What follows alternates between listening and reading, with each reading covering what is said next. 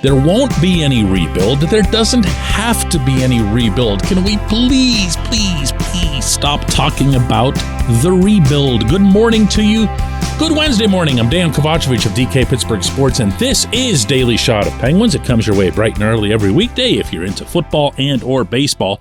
I also offer daily shots of Steelers and Pirates, which I hope you'll check out.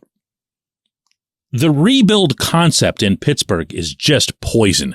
If you're talking about the Pirates, and that's probably the first team that comes to mind, you're talking about rebuilding since what? The early 90s? I don't know if you want to, give them the benefit of the 3 playoff appearances from 2013 to 15, but otherwise it's just been rebuild. So no one wants to hear it around here. When it's the Penguins, wow, we're talking about pure crisis mode. We're talking about diving into depths that are related to either bankruptcy or moving to Kansas City or whatever it is. And no one wants to have anything to do with it. Even now, in a salary cap setting that really does, for most teams, smooth out the edges of a rebuild, Detroit and New Jersey and other examples notwithstanding, it has an unsavory feel to it. So it's understandable to me that there's a fear related to rebuilding. What doesn't make sense to me is anyone who'd advocate for it, even if they have the best possible intentions in mind. 2 reasons for that. 1, Sidney Crosby still happens to be employed here. You will not see a rebuild as long as he's here. You can take that to the bank. That alone should slam shut the door on any time this conversation comes up.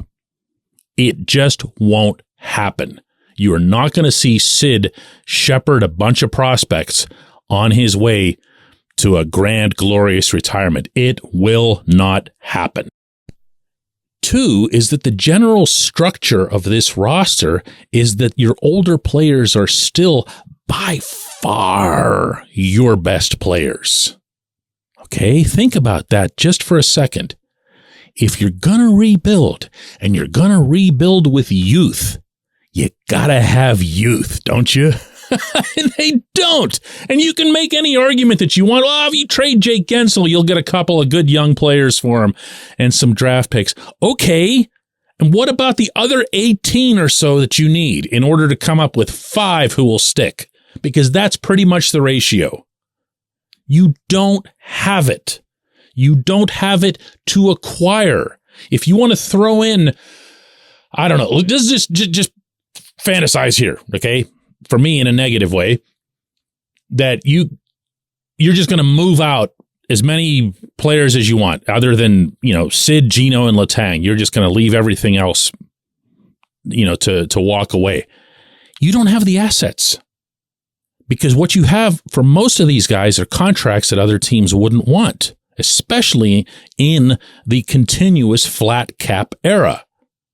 You're not going to be able to move even someone, as an example here, like Rickard Rakell, because he costs significant money, and he costs that for 4 more years. So, daydreaming about what kind of prospects could come and how all of a sudden the Wilkes-Barre system and everything would be just magically replenished. No, it won't. It won't. So stop it. Stop it. But more for this than anything else, they don't need to do it. They don't need to do it. The hardest thing to acquire in the National Hockey League, and I'm sorry if you're tired of hearing me say this, is a solid set of top 6 forwards. They cost the most. They're the asset that most teams will cling to the most tightly. And then on top of that, even if you get 6 that you like, there's no guarantee that they're going to have chemistry. The Penguins already have that. And all of those guys, all 6 of them, performed to what you could reasonably classify as expected norms or above. The only one who'd fall below, in my eyes, and even then, not by much, would be Brian Rust, because he still ended up with 20 goals. You can say what you want about his down season, his lousy shooting percentage, and all the chances that he blew, and all of that would be accurate. Still ended up with 20 goals. Still ended up being a pivotal performer on the PK and, well, not so much the power play. He's your weak link is what I'm saying here, and I'm not even insulting him when I say that. The other 5 were just terrific. The next hardest thing is to get it good, solid, top defensive pairing. I believe the Penguins have that in Chris Letang and Marcus Pettersson, especially after the year that Marcus just had.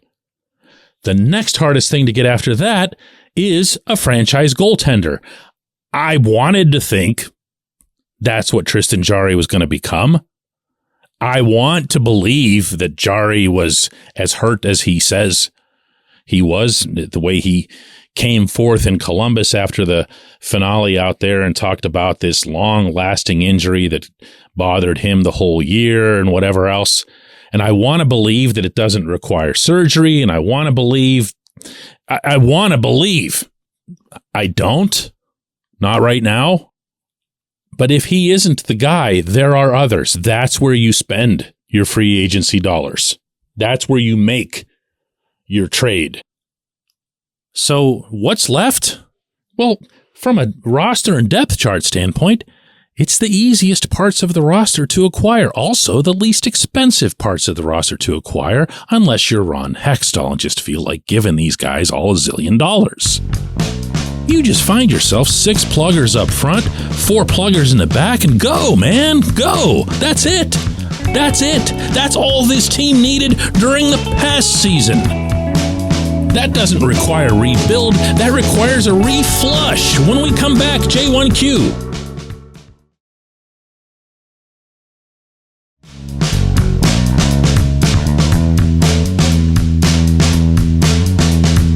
Today's J1Q comes from Alex, who says, I don't know if I buy your absentee ownership argument, DK. Personally, I don't care if John Henry or Tom Werner ever comes to a single game, as long as the decisions that need to be made at that level are made swiftly and decisively. FSG has a pretty good track record of putting good management in place with their other franchises. Let's see what they do with this opportunity. I'll judge them then. Alex, you're free to judge anybody any way you want at any time you want, okay? I'm not stopping you from doing any of that. In Pittsburgh, we have a history of ownership that is present, visible, accountable, and involved. FSG meets not one of those criteria. Not one. Not even close. David Beeston, the individual who'd been coming to games and who was at the game conspicuously, I might add, in Columbus before he carried out the firings of Ron Hextall, Brian Burke, and Chris Pryor, is a liaison in essence. He is not the people that you mentioned. Henry and Werner are at the top of the FSG structure. Beeston doesn't live in Pittsburgh, lives in Boston, refers to Boston as we, did that in his press conference, stayed in a hotel when he would come to Pittsburgh to catch up on things with the Penguins. That's absentee ownership. That is the very definition of absentee ownership. The points that you brought up about making the right decisions and making them swiftly and everything else has nothing whatsoever to do with that phrase. If they want to make swift and correct decisions and spend all the money all the way up to the cap and treat everybody like gold, that's part of what ownership does. And you're right about that. And if you feel that's enough, again, you're entitled to do that. It doesn't make them non-absentee owners. They are very much absentee owners. But in our city, and I don't care if this makes me sound provincial, I'm born and raised here, so I really just call me whatever you want. But in our city, the Penguins, the Steelers, and the Pirates, with very, very, very few exceptions over the entire durations of their histories, have had owners right here in Pittsburgh, right around the teams. Even the least popular owner maybe the city's ever seen, Bob Nutting, currently of the Pirates, he's there. He's around every day. He's visible. He's out by the dugout for batting practice. You can say what you want about the decisions that he's made, and I'm not suggesting that he's better or worse than anybody that I mentioned, because I'm just talking about one thing here. I prefer to see and hear from the people at the very top of the command structure. Maybe that's just me. I appreciate the question. I appreciate everyone listening to Daily Shot of Penguins, and we will do another one of these tomorrow.